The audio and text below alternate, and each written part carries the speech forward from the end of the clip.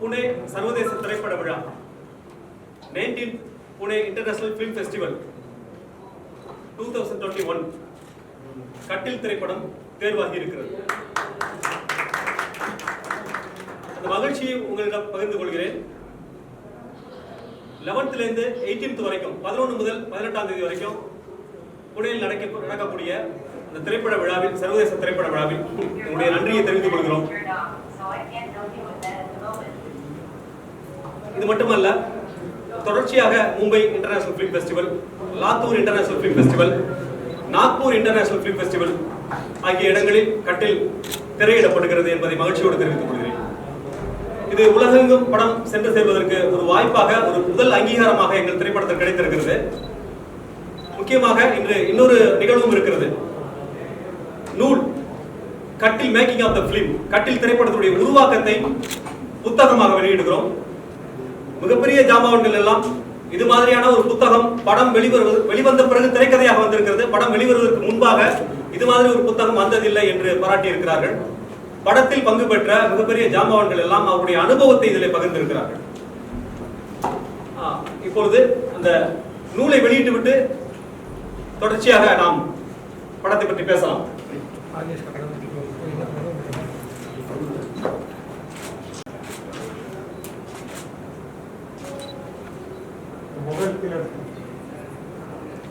Okay ma'am.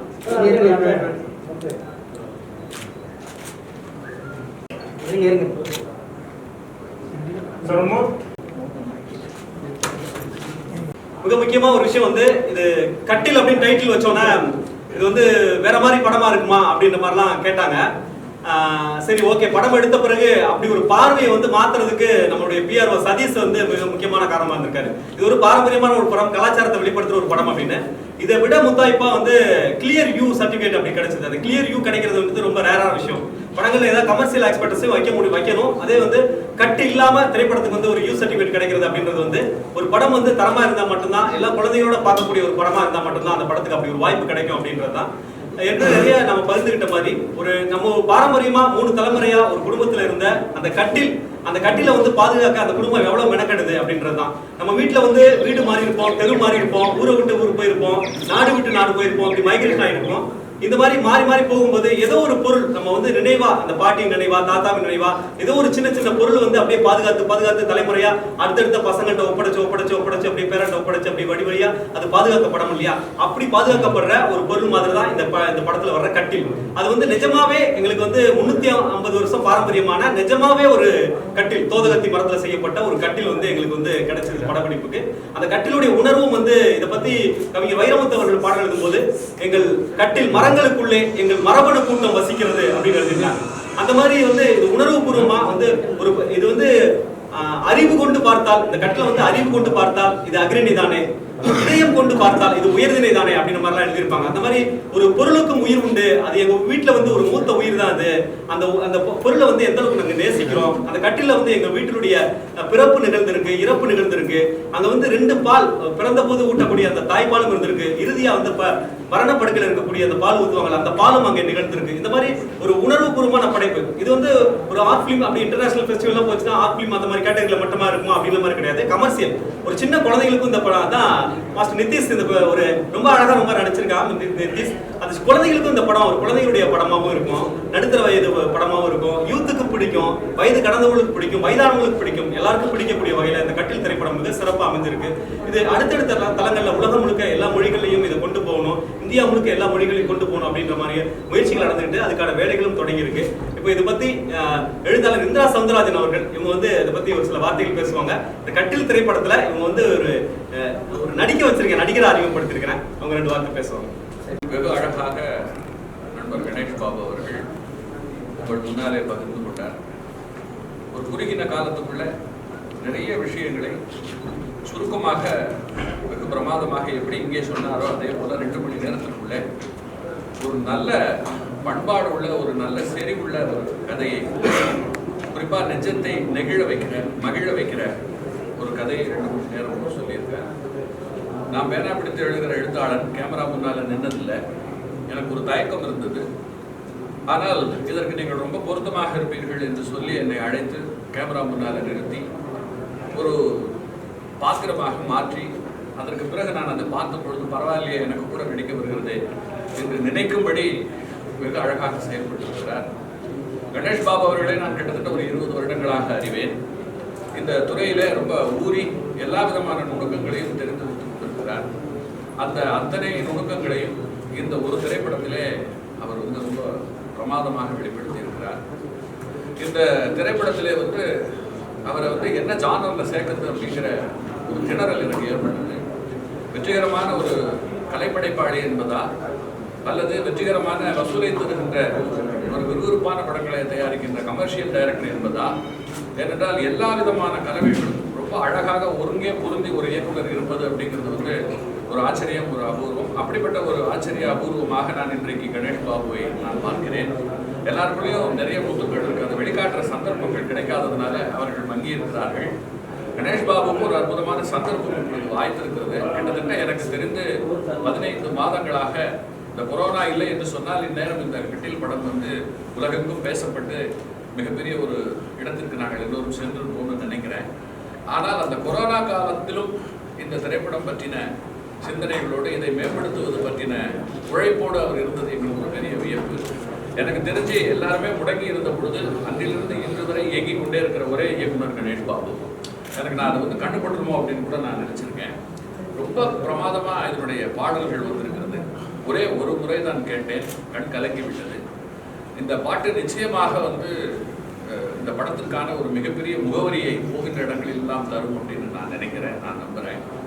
இந்த படத்தில் வந்து எல்லாரும் ரொம்ப யதார்த்தத்துக்கு ரொம்ப முக்கியத்துவம் கொடுத்துருக்கோம், உணர்வுக்கு ரொம்ப முக்கியத்துவம் கொடுத்துருக்கோம், விறுவிறுப்புக்கு ரொம்ப முக்கியத்துவம் கொடுத்துருக்கோம். அவர் சொன்னது போல இது வந்து விருதுக்காக எடுக்கப்பட்ட ஒரு கலைப்படம் அல்ல, கலைப்படம் மட்டும் அல்ல. இது வந்து விறுவிறுப்பான திரையில உட்கார்ந்து பார்த்து மனம் நெகிழ்ந்து போகிற ஒரு நல்ல ஒரு திரைப்படம். பல விஷயங்களுக்கு இந்த கட்டிலை முன்னுதாரணமாக சொல்லலாம். ரொம்ப குறைந்த காலம், அதனால இங்கே நிறைய பேசக்கூடிய சூழல் இல்லை. அதாவது செட்டும் சீருமாக எப்படி படம் எடுப்பது, கட்டுக்கோப்பாக எப்படி படம் எடுப்பது, எப்படி மனிதர்களை பயன்படுத்தி கொள்வது, எப்படி உறவுகளை வளர்த்தி கொள்வது, எப்படி வந்து எல்லா விதத்திலும் ஒரு மிகுந்த சிறப்பை நாம் அடைவது அப்படின்னு ஒவ்வொரு துறையிலேயும் அவருக்கு இருக்கக்கூடிய அந்த அனுபவத்தை அவர் வந்து ரொம்ப அழகாக வெளிக்காட்டி இருக்கிறார். இந்த படத்தில் என்னோடு சேர்ந்து ஓவிய நண்பர் ஷியாம், அடுத்து எங்களுக்கெல்லாம் ரொம்ப பரிச்சயமான இயக்குனர் சிகரம் அவர்களுடைய மருமகளான என்னுடைய நான் இந்த துறைக்கு வருவதற்கே காரணமான திரு பால கைலாசம் அவர்களுடைய துணைவியா கீதா கைலாசம் வாழ்ந்திருக்கிறார்கள். ரொம்ப ரொம்ப அழகாக பொருத்தி உட்கார வச்சிருக்காங்க. அவங்களுக்கு எனக்கு தெரிஞ்சு இந்த திரைப்படத்திற்கு பிறகு அவர்களுக்கு உட்காரத்துக்கு நேரம் இருக்காது. அந்த அளவுக்கு ஒரு மிகப்பெரிய எதிர்காலம் அவர்களுக்கு இருப்பது எனக்கு தெரிகிறது. அதே போல இந்த சிறுவன் ரொம்ப கலக்கியிருக்கான். இது இவனோட காலம், வரப்போகிற காலம் இவனோட காலம். ரொம்ப அருமை. இந்த திரைப்படம் எல்லா வகையிலும் எல்லா நிலையிலையும் பேசும். இசையமைப்பாளர் வந்து ஆர்ஆர்லையும் சரி பாடல்லையும் சரி சார் வந்து ரொம்ப அப்படியே உருக்கி இருக்கிறார். எந்த இடத்துல எப்படி பொருத்தமாக போடணும் அப்படிங்கிறது தெரிந்து, பொதுவாக இதை போன்ற கூட்டங்களில் பாராட்டி பேசுவது அப்படிங்கிறது ஒரு பண்பாடு சார்ந்த ஒரு விஷயம். நான் அந்த பண்பாடு சார்ந்த விஷயத்திற்காக மட்டும் பேசவில்லை. நிஜமாலுமே ஒரு உருக்கத்தோடு, ஒரு மிகுந்த மகிழ்ச்சியோடு, ரொம்ப ஒரு லைத்த சிறப்போடு தான் நான் இங்கே இந்த இவைகளெல்லாம் குறிப்பிட்டு கொடுக்கிறேன். எனக்கு என்னை பொறுத்தமட்டில் இந்த கூட்டம் ரொம்ப புதிது. இந்த இப்படிப்பட்ட ஒரு சந்தர்ப்பம், இந்த மாதிரியான ஒரு சூழல் எனக்கு வாய்த்ததற்கு நண்பர் கணேஷ் பாபு இந்த வேளையில் என்னுடைய நன்றியையும், இந்த திரைப்படத்தில் பங்காற்றின சகல கலைஞர்கள் அத்தனை பேருக்கும் என்னுடைய மனமார்ந்த நன்றிகளையும் நான் தெரிவித்துக் கொள்கிறேன். நன்றி. பல்வேறு சூழலில் பங்கேற்று இந்த படத்துக்கு சிறப்பு சேர்த்திருக்கிறாங்க. இந்த படத்துல வந்து 1940 1970 அந்த காலகட்டத்தை பிரதிபலிக்கிற, இப்ப லைவா இருக்கிற காலகட்டத்தை, 3 காலகட்டத்தை பிரதிபலிக்கிற ஒரு பாடலுக்கான சூழல். இது வந்து வெட்டி ஒளி சாந்தி வந்து மிக சிறப்பா இந்த பாடலை வந்து அவங்க எடுத்திருக்கிறாங்க.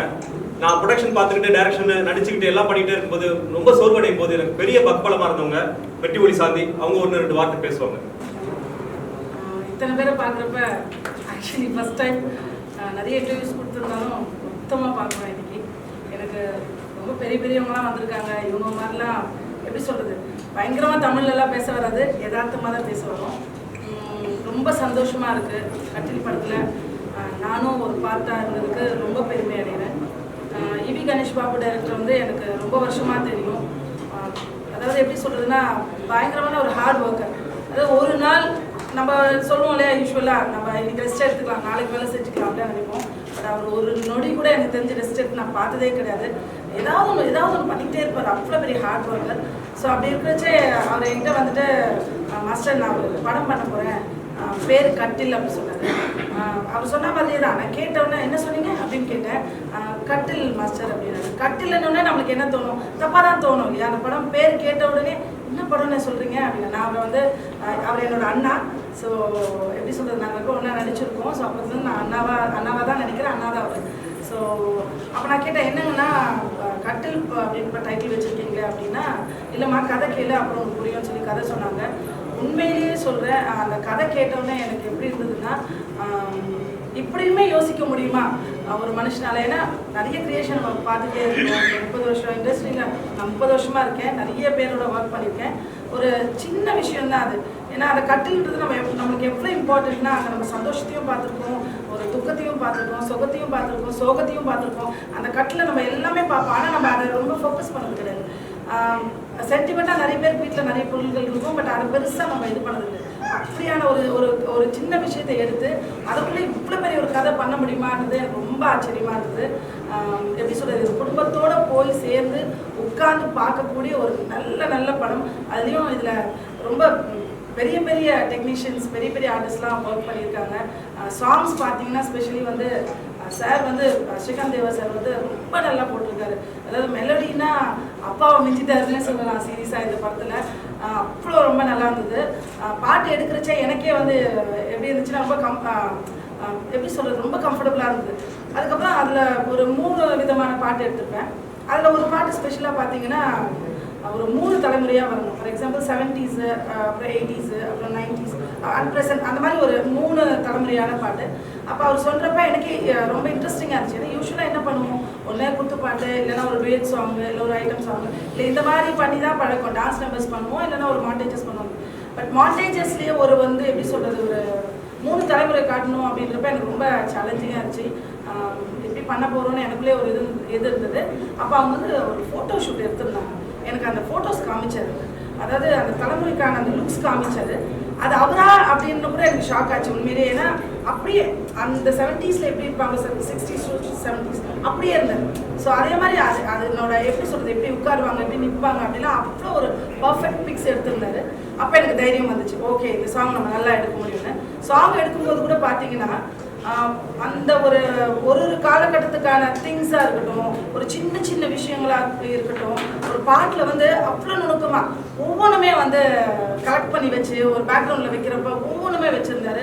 எனக்கு ரொம்ப ஆச்சரியமாக இருந்தது உண்மையிலேயே. ஏன்னா இவ்வளோ ஹார்ட் ஒர்க் பண்ண முடியுமா? ஏன்னா எடுப்போம் சாங்ஸ் யூஸ்வலாக எடுப்போம், சரி வெறும் ட்ரெஸ்ஸையும் ஒரு சேரையும் போட்டு உட்கார வச்சு ஒரு செருத்தை காட்டி கூட எடுத்துடலாம், எடுக்கணும். பட் அவர் அப்படி பண்ணலை. அந்த டைமில் வந்த ஒரு புக்காக இருக்கட்டும், அந்த டைமில் வந்த ஒரு போஸ்டராக இருக்கட்டும், அப்படி சில எல்லா விஷயங்களுமே வந்து கலெக்ட் பண்ணி பண்ணார். ரொம்ப ஹார்ட் ஒர்க் சீரியஸாக. அதனால எனக்கு ரொம்ப ப்ளஸ்ஸாக இருந்துச்சு. சாங் எடுக்கிறதுக்கு ஈஸியாகவும் இருந்துச்சு. அதுக்கப்புறம் இன்னொரு சோக சாங் ஒன்று பண்ணேன். உண்மையிலேயே அந்த சாங் பண்ணுறச்சு வந்து எங்களுக்குள்ளேயே நானும் அதில் நடிச்சிருக்கேன், இருந்தாலுமே ஒரு நேச்சுரலாக அழுக வந்துருச்சு அந்த சாங் எடுக்கிறப்ப. எங்களுக்கு அவ்வளோ ஒரு நேச்சுரல் மூவி. இது நாங்கள் ஒர்க் பண்ணோன்றதுக்காக நான் சொல்ல வரல, பிகாஸ் நான் நிறைய பேரோட ஒர்க் பண்ணியிருக்கேன், நிறைய படங்கள் பார்த்துருக்கேன். இது வந்து ஒரு இன்டர்நேஷ்னல் லெவலில் வந்து எப்படி சொல்கிறது, ஒரு நேஷ்னல் அவார்டுக்கான ஒரு மூவி. சீரியஸாக கண்டிப்பாக இந்த படம் வந்து ரிலீஸ் ஆச்சுன்னா கண்டிப்பாக டெஃபினட்டாக இது வந்து நேஷ்னல் அவார்டு வாங்குவோம். எனக்கு அந்த நம்பிக்கை இருக்குது. இந்த படத்தில் நானும் ஒரு பார்ட்டாக இருக்கிறேன்னு நினைக்கிறப்ப எனக்கு ரொம்ப சந்தோஷமாக இருக்குது. Thank you EV Ganesh Babu sir, இதுக்கு எனக்கு ஒரு வாய்ப்பு கொடுத்துருக்கு. நானும் இதில் ஒரு சின்ன கேரக்டர் பண்ணியிருக்கேன். So thank you so much. ரொம்ப பெரிய ஆட்களோடு நான் ஒர்க் பண்ணியிருக்கேன். Thank you so much. வசந்த் சாரும் தேவா சாரும் சேரும்போது ஒரு காம்பினேஷன், ஒரு மேஜிக் கிரியேட் ஆகும்ல, அந்த மாதிரி ஒரு மேஜிக் வேணும் அப்படின்னு சொன்னேன். அதை தாண்டியே பண்ணிடலாம். வெற்றி அப்படின்னு சொல்லிட்டு அவரோட ட்ரேட்மார்க் வெற்றி அப்படின்னு சொல்லுவார் இல்லையா, ரொம்ப அற்புதமா அவரு கமர்ஷியல்ல பெரிய உச்சத்தை தொட்டிருக்காரு. சிவகாசி படம் அதை தாண்டி ஒரு உச்சம் கமர்ஷியல் வெற்றி அப்படின்றதெல்லாம் கிடையாது. ஆனா இந்த மாதிரியான ஒரு மெலோடி, ஒரு மெல்லிசை பாடல்கள்ல இது ஒரு உச்சமா இருக்கும். அமெரிக்காவில் கொரோனா காலத்துல சித்ஸ்ரீராம் வந்து பாடின ஒரே பாட்டு, கோவிட் டயத்தில் பாடின ஒரே பாட்டு, கோவிட் பிறகு 8 மாசம் பிறகு பாடின ஒரே பாட்டு ஸ்ரீகாந்த் தேவா அவருடைய இசையில கட்டில் திரைப்படத்துக்காக அப்படின்ற மகிழ்ச்சி. இப்போ அவங்க சில வார்த்தைகள் பேசுவாங்க. எல்லாரும் எப்படி இருக்கீங்க? நல்லா இருக்கீங்களா? சரி, நல்லா இருக்கீங்களா? ரொம்ப சந்தோஷமா இருக்கு. ஏன்னா ஒரு ஆல்மோஸ்ட் 1 இயர் கழிச்சு நம்ம எல்லாரும் மீட் பண்றோம். பார்க்க ரொம்ப சந்தோஷமா இருக்கு. இந்த மேடையில் எனக்காக ஒன்று பண்ணுறீங்களா? ஈவி கணேஷ் பாபு நல்ல ஒரு கிளாப் பண்ணுங்க. ஏன்னா நம்மளுக்கு ஒரு ஆசைகள்லாம் இருக்கும்ல, நம்ம படம் வந்து நல்ல ஒரு ஃபிலிம் ஃபெஸ்டிவல் போகணும், நல்ல அவார்டு வாங்கணும். இது மாதிரி வந்து சினிமாவில் வந்து ரொம்ப ரேர் இது மாதிரி வந்து புக்ஸ்லாம் போட்டுருக்காங்களா. நல்ல ஆசைகள் இருக்கும், யார் நிறைவேற்றுவாங்கன்னு நினைக்கும் போது அதுக்கு முன்னுதாரணமாக வந்தவர் தான் நம்ம ஈவி கணேஷ் பாபு சார். ரொம்ப நன்றிங்க சார்.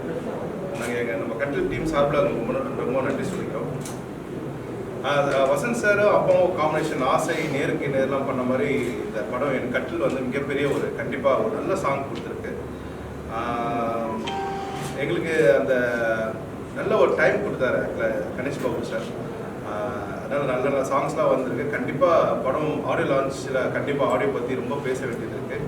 முக்கியமாக நம்ம சிஸ்டம் சிங்கருக்கும் வந்து பார்த்திங்கன்னா இந்த கோவிட் டைமில் நாங்கள் கேட்டோன்னு ஒரே காரணத்துக்காக அவர் அங்கேருந்து யூஎஸ்எல் பாடி அமைச்சதுக்கு இந்த நேரத்தில் சிஸ்டராமுக்கும் வந்து ரொம்ப நன்றி. மற்ற சிங்கர்ஸ்க்கு எல்லாருக்கும் ரொம்ப நன்றி. பாடல் நல்லா இருக்குன்னா அது முக்கிய காரணம் டியூன் மட்டும் கிடையாது. எங்களுக்கு இந்த கவிதைக்கே பேரரசு நம்ம வைரமுத்து சார் தான் 4 பாடம் எழுதியிருக்காரு. ஸோ அந்த நேரத்தில் சார் மிகப்பெரிய ஒரு நன்றி. ஏன்னா அவர் தான் அந்த வார்த்தைகள் தான் மிகப்பெரிய ஒரு உயரத்தை தொட்டிருக்கு. வைரமுத்து சாருக்கும் நன்றி, மதன் காக்கி ரொம்ப நன்றி. முக்கியமாக இந்த நேரத்தில் வந்து பார்த்தீங்கன்னா டெலின் சார் பற்றி சொல்லி ஆகணும் சார். டெலின் சார் சார் இன்னைக்கு ஊருக்கு போயிருக்காரு, அதான் வர முடியல. லிரிக்கானிக்கு மிகப்பெரிய ஒரு பேர் கிடைக்கும் எனக்கு. ஸோ சார் கூட ஒர்க் பண்ணியிருக்கேன், டெலின் சாரோட இது முதல் படம் ஒர்க் பண்ணியிருக்கேன். அதாவது அவர் சில கிளாஸில் நடத்துகிற ஒரு 5 இயர்ஸ் கோர்ஸ் கிளாஸ் தான். அந்த கிளாஸில் 5 இயர்ஸ் படித்தா என்ன பண்ணுவோமோ அதை வந்து எனக்கு ஜஸ்ட் ஒரு ½ அன் ஹவரில் சொல்லி கொடுத்துட்டாரு. சினிமாவில் எப்படிலாம் ஆர்ஆர் பண்ணணும்னு சொல்லி. ஸோ இந்த நேரத்தில் எங்கள் லெனின் சாருக்கு மிகப்பெரிய வாழ்த்துக்கள், மார்டி சாருக்கு வாழ்த்துக்கள். சார் உங்களுக்கு, மேம் எல்லாருக்கும், மாஸ்டர் எல்லாருக்கும், முக்கியமாக நம்ம சதீஷ் சார் எல்லாருக்கும் சார் ரொம்ப தேங்க்ஸ். ஸோ ரொம்ப நல்லா வந்திருக்கு. ரொம்ப பெருமையாக இருக்குது இந்த கட்டில் படத்தில் நாங்கள் ஒர்க் பண்ணது. ஏன்னா ஃபஸ்ட் டேலேருந்து பார்த்தீங்கன்னா இந்த படத்தை வந்து பார்த்தீங்கன்னா என்னெல்லாம் கொண்டு போக முடியும், எந்த அவார்டு கொண்டு போக முடியும், எந்தெந்த ஸ்க்ரீனிங் பண்ண முடியும்னு சொல்லிட்டு எங்களுக்கு உண்மையாகவே தெரியல. அது எல்லாமே கணேஷ் பாபு சார் ரொம்ப அழகாக பண்ணிட்டு இருக்காரு. ஸோ எங்களுக்கு நல்லா சப்போர்ட் பண்ணுங்கள். கண்டிப்பாக அந்த சப்போர்ட் பண்ணுற அளவுக்கு எங்கள் படம் இருக்கும், கட்டில் படம் இருக்கும். ஸோ நெக்ஸ்ட்டு நான் கண்டிப்பாக ஆடியோ லான்ச்சில் வந்து இன்னும் எப்படிலாம் நான் கம்போஸ் பண்ணலாம் அதெல்லாம் சொல்கிறோம். ஸோ எல்லாருக்கும் ரொம்ப நன்றி. வெற்றி வெற்றி ஜெயிக்கிறோம். Thank you so much. அந்த அளவுக்கு பர்ஃபார்மன்ஸோட நல்லா பண்ணிட்டு இருக்காங்க. இப்போ அவங்க நடிச்ச அண்ணம் வாங்க செம்படர் அண்ணம் அவங்க நடிச்ச இம்முன்னு ஒரு அந்த படத்தை பற்றி அவங்க ஒரு மலைவாழ் மக்களுடைய ஒரு வாழ்க்கை பண்ணப்பட்ட மாருதி எடிட்டர் அவங்க எடிட் பண்ணியிருக்காங்க அந்த படத்தை. அந்த படம் வந்து ஆஸ்காருக்கு வந்து பரிந்துரைக்கப்பட்டிருக்குது அந்த படம் அந்த படம். ஸோ அந்த படத்தில் வந்து ஹீரோயினா பண்ணியிருக்கிறாங்க. கதாநாயகிக்கு இணையான மிக முக்கியமான ஒரு கதாபாத்திரம். கிளைமேக்ஸே அவங்க தான் ஹீரோயின். கிளைமேக்ஸ்ல அந்த மாதிரி சொல்ல முடியும். அவங்க ஒரு சில வார்த்தை சுருக்கமாக பேசுவாங்க.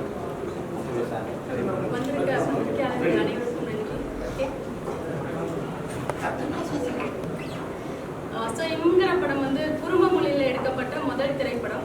அந்த படத்தில் நான் வந்து கதாநாயகியாக அறிமுகமானேன். அதுக்கான வாய்ப்பு வந்து எனக்கு கட்டில் படத்து மூலியமாக தான் கிடைச்சிது. ஸோ லெனின் சாரும் ஈவி கணேஷ் பாபு சார் தான் அதுக்கு வந்து மெயின் காரணம். ஸோ அவங்க 2 பேருக்கும் இந்த நேரத்தில் வந்து நன்றி தெரிவிச்சுக்கிறேன். ஸோ கட்டில் வந்து என்னோட போர்ஷன்ஸ் வந்து இப்போ வரைக்கும் என்னோட புகைப்படங்கள் எதுவுமே வந்து வெளிவிடலை. ஸோ அது வந்து ஒரு அழுத்தமான ஒரு லைனாக இருக்கும் படத்தில். அவர் ஈவி கணேஷ் பாபு சார் வந்து கதை சொல்லும் போதே வந்து எனக்கு ரொம்ப உருக்கமாக இருந்தது. ஸோ அதில் வந்து என்னை செலக்ட் பண்ணதுக்கு வந்து நான் ஃபஸ்ட்டு பெருமைப்படுறேன். ஸோ நன்றி சொல்லி சரி சிருஷ்டி தாங்களே பற்றி சொல்லுங்கள். சிருஷ்டி தாங்களே வந்து இதில் பண்ணியிருப்பாங்க. ஒரு டெலிவரி சீன் இருக்கும். அதை வந்து ஒரு ராவாகவே எடுத்தாங்கன்னு சொல்லலாம். அதுக்கு வந்து சிருஷ்டி தாங்களே வந்து எனக்கு அனுபவம் கிடையாதுன்னு சொல்லிட்டு கீதா மேம் கிட்டே என்கிட்டயும் வந்து கேட்டு, ஸோ எனக்கு குழந்தை இருக்குது, ஸோ அந்த ப்ரீத்லேருந்து எப்படி பண்ணணும் அப்படின்ட்டு அந்த ரியாலிட்டி கொண்டு வரதுக்கு வேண்டி அவளை எங்ககிட்ட கேட்டு அந்த சீன் ரொம்ப நல்லா வந்திருக்கு. ஸோ எனக்கே பார்க்கணும் ரொம்ப ஆர்வமாக இருக்குது கட்டில் படம் அஸ் ஆடியன்ஸாக. ஸோ எல்லாத்துக்கும் நன்றி.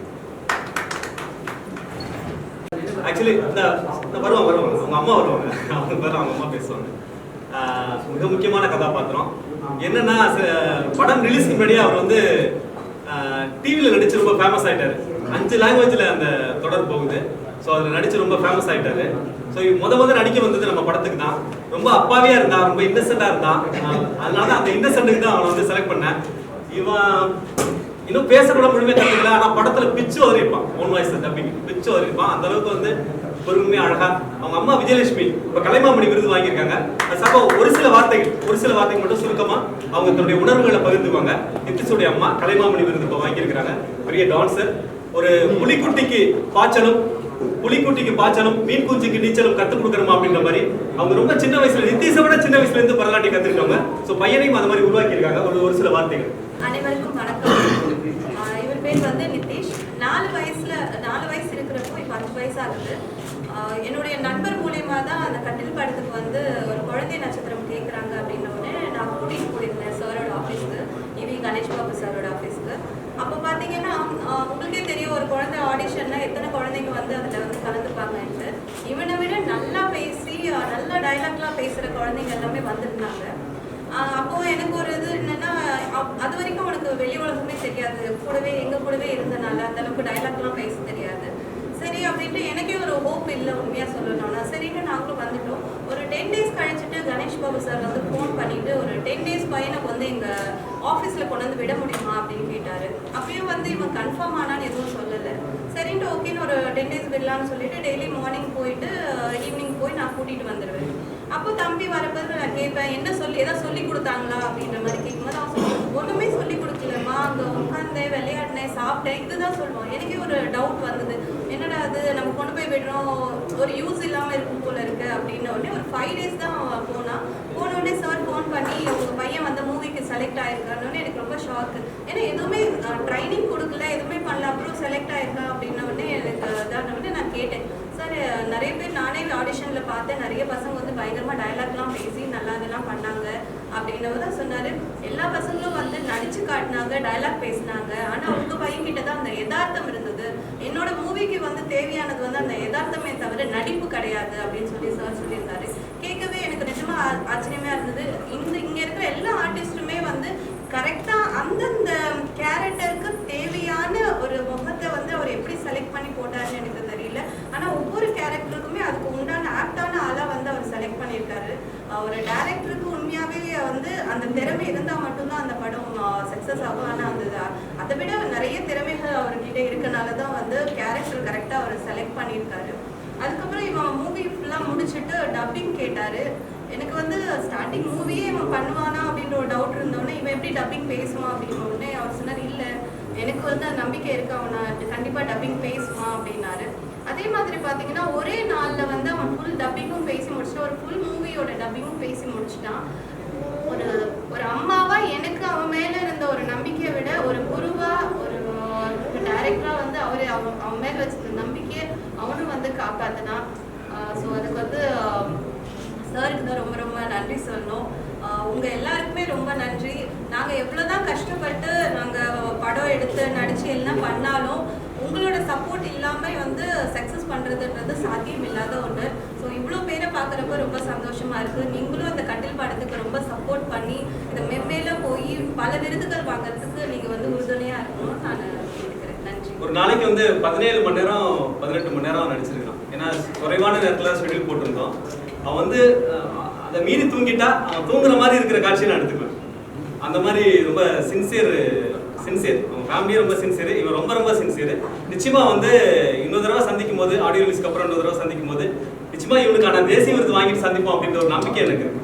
ஸோ அப்ளை பண்ணிருக்கோம், இவன் பேரை சேர்த்து அப்ளை பண்ணிருக்கோம். நிச்சயமா இந்த வருஷம் குழந்தை நட்சத்திரத்துக்கான பல்வேறு விருதுகளை வந்து இவன் பெறுவான் அப்படின்ற நம்பிக்கை தெரிவிச்சுக்கிறேன்.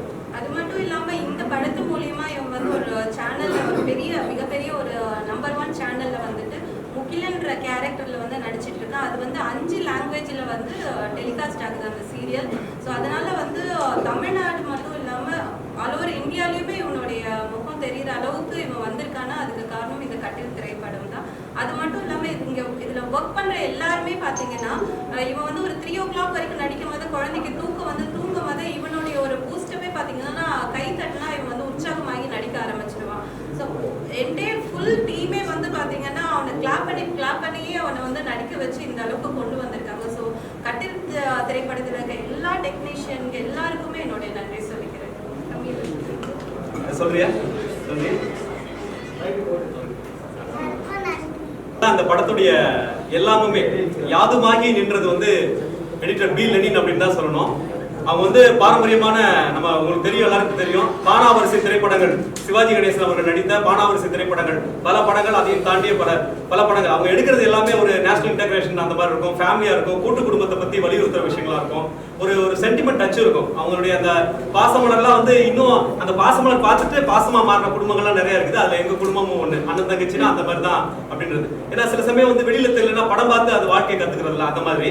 சோ அப்படிப்பட்ட ஒரு பெரிய பீம்சிங்ன்ற ஒரு ஜாம்பவான், அவருடைய மகன் உங்களுக்கு தெரியும் பி கண்ணன் அவர்கள், பாரதிராஜனுடைய ஒளிப்பதிவு கண்ணன் அவர்கள், பி லெனின் அவர்கள் அவருடைய முதல்வர்கள் தான். அதுல பி லெனின் அவர்கள் இப்போ புனே சர்வதேச திரைப்பட விழாவில் இந்த படம் செலக்ட் ஆயிருக்குல்ல. இன்னொரு மிக முக்கியமான விஷயம்னா புனே இன்ஸ்டியூட் திரைப்பட கல்லூரி, மொத்தமே இந்தியாவில் வந்து அரசு இன்ஸ்டியூட் வந்து 2 தான் இருக்கு, ஒன்று தரமணியில, இன்னொன்று புனேல இருக்கு. அந்த புனேல வந்து அந்த எடிஷூட்டுக்கு வந்து பி லெனின் எடிஷூட்னு வச்சிருக்காங்க. ஸோ அந்த மாதிரி ஒரு விஷயம். என்னுடைய முந்தைய படம் யமுனா அப்படின்ற திரைப்படத்துடைய முக்கிய பகுதிகளை வந்து அதை வந்து அங்கே வந்து பாடமாகவே வச்சிருக்காங்க. ஸோ லெனின் சார் வந்து எனக்கு பெரிய தொடர்பு உண்டு. அவருடைய முதல் பாரதி படத்தில் நான் வந்து நடிக்க வரும்பொழுது 99ல் நடிக்க வரும்போது அது முதல் அந்த படத்துக்கு அவங்க எடிட்டராக இருக்கும்போது பழக்கம் ஏற்பட்டுச்சு. தொடர்ந்து அவருடைய ஊருக்கு தேசிய விருது வாங்கின படத்தில், ஜெயகாந்தனுடைய கதையில் உருவான படத்தில் லெனின் சார் நான் வந்து நடிச்சு அப்படியே தொடர்ந்து வந்து பல்வேறு சர்வதேச திரைப்பட விழாக்களுக்கு அவருடைய அந்த சொந்த செலவு கொடுத்து நடிச்சிருக்காரு. இன்னும் சொல்ல போனால் லெனின் சாருடைய அம்மாவினுடைய அந்த சுருக்க பையை பிரிச்சு அதுலேருந்து ஒரு 100 ரூபாய் நோட்டு கூட இது 10வது இருந்தா வச்சுப்போம் அப்படின்னு சொல்லலாம் கொடுத்து சர்வதேச திரைப்பட அடிச்சு உலக படங்களை பார்க்கிற அந்த விசாலமான பார்வையை எனக்குள்ள ஏற்படுத்துற பி லெனின் அவர்கள் அவருடைய வாழ்க்கையில ரத்தமும் சதையுமா நடந்த உண்மை சம்பவங்களுடைய வெவ்வேறு ஒரு ரசாயன கலவை தான் இந்த கட்டில் திரைப்படம். அது அந்த லெனின் சார் இந்த படத்துக்கு வந்து கதை, திரைக்கதை, வசனம் எடிட்டிங் பண்ணியிருக்காங்க. அந்த எடிட்டிங்ல ஆன்லைன் எடிட்டிங், முக்கியம் வந்து கணினி எடிட்டிங் அப்படின்னு சொல்லக்கூடிய அந்த முக்கியமான விஷயத்தை எடிட்டர் மாருதி அவர்கள் பண்ணியிருக்காங்க. விடி விஜயன் அதுக்கு அடுத்து பாத்தீங்கன்னா 15 வருஷமா கூட இருக்கிறது பாத்தீங்கன்னா மாருதிக்கு வந்து அவர் பேச மாட்டாராமா, அவருக்கு ஒரு கைதட்டல் மட்டும் கொடுத்தாராம் மாருதி. அடுத்து பாத்தீங்கன்னா நான் வந்து ரொம்ப சென்னைக்கு வந்ததுலேருந்தே தொடர்ந்து நடிச்சுக்கிட்டு இருந்த எனக்கு 2 குடும்பம் தான் வந்து சோறு போட்டது. ஒன்று ஏவிஎம், இன்னொன்று வந்து கவிதாலயா மின்பொம்மைகள் நிறுவனம் தான். அங்கே மாசமான ஒரு செக் வந்துடும், 1ஆம் தேதி, ஏன்னா அது 1ஆம் தேதி வரும், இது 7ஆம் தேதி வரும்னு நினைக்கிறேன். மாசமான ஒரு செக் வந்துடும், நமக்கு வாடகை, சாப்பாடு இதெல்லாம் பிரச்சனை இல்லை, அம்மா அப்பாவுக்கு அனுப்புறதுக்கு பிரச்சனை இல்லை, விவசாய செலவுக்கு, வயல் நடுறதுக்கு அனுப்புறதுக்கு பிரச்சனை இல்லை அப்படின்னா ஏவிஎம்மோட செக்கு, இன்னொன்று வந்து மின்பொம்மைகள் செக்கு. அந்த மின்பொம்முடைய முதலாளி, மின்பொம்முடைய K Balachander sir, Kailasam sir, அந்த நிறுவனத்தையே வந்து கட்டி காப்பாற்றி தன்னுடைய எப்படி வந்து தன்னுடைய வீடு மட்டும் இல்லாம தான் வந்து அந்த நிறுவனத்தை கட்டி காப்பாற்றி மிகப்பெரிய இன்னைக்கு வந்து ஒரு ஹிந்தி ஃபீல்டுக்கே, ஒரு இந்திய தொலைக்காட்சிகளுக்கே வந்து ஒரு முன்னுதாரணமா திகழ்ந்து வந்து நம்மளுடைய தென்னகத்து தொலைக்காட்சி தான். அப்படி ஒரு தொலைக்காட்சி வர்றதுக்கு மிக முக்கியமாக இருந்த காரணம் வந்து மின்பொம்மைகள் தான். இன்னைக்கு எல்லாமே இங்க நிக்கிறவங்களாகட்டும், இல்ல சவுத் இந்தியாவில் இருக்கிற எல்லா தொழில்நுட்ப கலைஞராகட்டும், எல்லாமே மின்பொம்மைகள்ல உருவானவங்க தான். அந்த மின்பொம்மைகள், அந்த கவிதாலயா கே பாலச்சந்தர் அவர்கள் மின்பொம்முடைய நிர்வாகத்தை பார்த்துக்கிட்டவங்க கீதா கைலாசம், கே பாலச்சந்திர இயக்குனர் கே பாலச்சந்தர் அவருடைய மருமகன். அவங்க வந்து என்னுடைய படத்தில் நடிக்கிறது உண்மையிலே கே பாலச்சந்தர் சாரே எனக்கு வந்து ஆசீர்வாதம் பண்ண மாதிரி. கே பாலச்சந்தர் சார் டைரக்ஷன்ல நடிச்சிருக்கிறேன். அவங்களுடைய டீம்ல நிறைய ஒரு 20க்கும் மேற்பட்ட சின்ன மைக்ரோ தொடர்கள், மெகா தொடர்கள் இதெல்லாம் நடிச்சிருக்கேன். ரொம்ப நாள் அவங்க குடும்பத்தை, அவங்களுடைய வீடு, அவங்க குடியிருக்கிற வீட்லயே ஷூட்டிங்க்கு கீழே கொடுத்துருவாங்க, மாடியில இருப்பாங்க, கீழே அவங்களுடைய குழந்தைகள்லாம் தூக்கி வச்சிருக்கேன். அந்த மாதிரி ஒரு 20 ஆண்டுகளுக்கு மேலாக அந்த குடும்பத்தோட வந்து நெருங்கி பழகிருக்கேன். ஆனா என்னுடைய படத்துக்கு வந்து ஒரு அம்மா கதாபாத்திரம் கிடைக்கணும் அப்படின்னு மாதிரி நடிச்சிட்டு இருக்கும்போது, இது மாதிரி அவங்க தியேட்டர் ஈவெண்ட்ல, மேடை நாடகத்தில் நடிச்சிட்டு இருக்காங்க அப்படின்னு சினிமாவில் நடிப்பாங்களா அப்படின்னு ஒரு அச்சம் இருந்தது. ரொம்ப தயங்கி கிட்டத்தட்ட அவங்க குடும்பங்கள்லாம் வளர்ந்த ஒரு குழந்தை மாதிரி தான் நான் ரொம்ப தயங்கி போய் கேட்ட உடனே கதை சொல்லுங்க அப்படின்னு சொன்னாங்க. கதை சொன்னேன். அடுத்து வந்து அடுத்தடுத்த விஷயங்கள் பேசணும், விஷயங்கள் எப்படி இருக்கும், ஷூட்டிங் என்ன ஷெட்யூல் இருக்கும் அப்படின்னு பேசணும். அவங்களும் தயங்கமா ஒத்துக்கிட்டாங்க, நம்பி வந்தாங்க. நிச்சயமா வந்து இன்னைக்கு 5 படம் நடிக்கிறாங்க. ரஞ்சித் அவருடைய டைரக்ஷன்ல ஒரு படம் நடிக்கிறாங்க. அதுல பசுபதிக்கு ஜோடியா நடிக்கிறாங்க. அடுத்தடுத்த படங்கள் இப்ப 5 ப்ராஜெக்ட். அரவிந்த் சாமி ஒரு ஆன்லைனுக்கு ஒரு OTTக்கு ஒரு டைரக்ஷன் பண்றாங்க. நடிகர் அரவிந்த் சாமி அதுல நடிக்கிறாங்க. சோ அடுத்தடுத்து பாத்தீங்கன்னா இப்போ 2வது ஷெட்யூல்ல கட்டில் படத்துக்கே அவங்க டேட் வந்து கிளாஷ் ஆகுற அளவுக்கு வந்து ரொம்ப போராடி டேட் வாங்குற அளவுக்கு 1 இயர்லயே வந்து அவங்க வந்து ரொம்ப பிஸி ஆயிட்டாங்க. சோ அவங்க வந்து அவங்களுடைய சில வார்த்தைகள் பேசுவாங்க. கடைசியா பேசுறதுல ரொம்ப சௌரியம் என்னன்னா, நான் பேச நினைச்சது எல்லாமே ஒருத்தர எல்லாருமே பேசிட்டாங்க. அதனால நான் ரொம்ப சுருக்கமா முடிச்சுக்கிறதுக்கு எனக்கு நியாயமான காரணங்கள் இருக்கு. நான் 2 லைன் என்ன பேசணுமோ அதை இவர் விட்டு வைப்பார்னு நினைச்சேன். கணேஷ் பாபு, கணேஷ் பாபு அதையும் பேசிட்டாரு. பட் எனக்கு இது ரொம்ப முக்கியமான படம். ஏன்னா எனக்கு வந்து ரொம்ப சிறு வயதுலேருந்தே நான் வந்து தூர்தர்ஷன் ட்ராமாவில் நிதிஷ் மாதிரி இருக்கும்போது நான் ஆக்ட் பண்ணியிருக்கேன். என்னோட இன்னும் 50 ரூபாய் வவுச்சர்லாம் வச்சுருக்கேன் சென்னை தூர்தர்ஷன் நடிச்சது. ஸோ எனக்கு அது சின்ன வயசுலேருந்தே எனக்கு அது ரொம்ப ஸ்கூலில் காலேஜில் எல்லாம் நாடகத்துலலாம் நிறையா வந்து போயிட்டுருக்கேன். அதனால தான் எனக்கு வந்து வெண்பங்களில் வந்து நான் வந்து சிஏ ஐசிடபிள்யூ படிச்சிருக்கேன். அதனால எனக்கு அது ஒரு பாடம், நமக்கு ப்ரொஃபஷனல் குவாலிஃபிகேஷன் இருந்தால் நிறைய பேருக்கு புரியும். ஸோ அதை நோக்கியே நான் வேலைகள் பண்ணிட்டு இருந்தேன். அதனால நான் ரொம்ப ஆக்டிவ் ப்ரொடியூசராக வெண்பங்களில் இருந்தேன். ஸோ எனக்குள்ளே இருக்கிற ஒரு எழுதணும் நடிக்கணும் அப்படிங்கிற கனவு இருந்துகிட்டே இருந்தது. ஸோ அப்போ வந்து நான் மேடை நாடகங்கள் நான் ஃபஸ்ட்டு என்ட்ரானது வந்து என்னோட நாடகத்தை இயக்கி கதை எழுதி நானே நடித்தேன். அதுக்கப்புறம் சினிமாவில் நடிக்கணும் அப்படிங்கிறத ரொம்ப தீர்மானமாக நான் உறுதி செஞ்ச பொழுது என்னுடைய ஃப்ரெண்ட் வந்து வாட்ஸ்அப் ஸ்டேட்டஸில் போட்டிருந்தான், இந்த மாதிரி வந்து என்னால் நடிக்க முடியல, ஒரு அம்மா கேரக்டர் இருக்குது அப்படின்னு சொல்லியிருந்தான். சரி ஃபைன், நீங்கள் என்னோட நேம் கொடுத்து ஃபோன் நம்பர் அவருக்கு கொடுக்கணுன்னே அவர் உனக்கு தெரியும்னு சொன்னார் அவர். அப்படின்ன உடனே அவர் வந்து நான் வந்து உங்களை பார்க்குறேன் அப்படின்னு சொல்லிட்டு வந்துட்டார். அப்புறம் தான் ஈவி கணேஷ் பாபுன்னு பார்த்த உடனே ரொம்ப ஆச்சரியமாக இருந்தது. அன்றைக்கி மறுநாளே மயிலாப்பூர் ஃபைனான்ஸில் என்னோட குறிஞ்சிங்கிற நாடகம் ஒன்று போயிட்டு இருந்தது. ஸோ அதையும் பார்த்தேன்.